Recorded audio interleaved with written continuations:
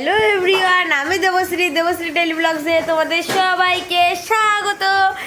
এখন বাজে দুপুর 12টা, হ্যাঁ ঠিক 12টা।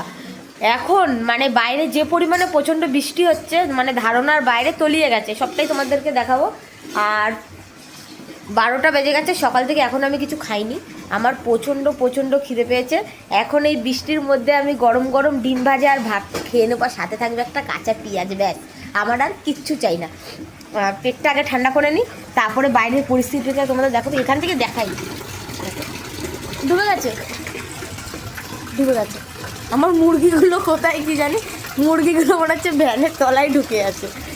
চারিদিক কী করে বাইরেটা তোমাদের কি করে দেখাই বন্ধুরা, মানে বাইরেটা দেখালে বুঝতে পারতে এখানে কি পরিমাণে বৃষ্টি হয়েছে। আর এখনও বৃষ্টি হচ্ছে, মানে কন্টিনিউ হয়ে যাচ্ছে। তো সবটাই তোমাদেরকে দেখাবো, তাহলে পুরো ভিডিওটা দেখতে থাকো।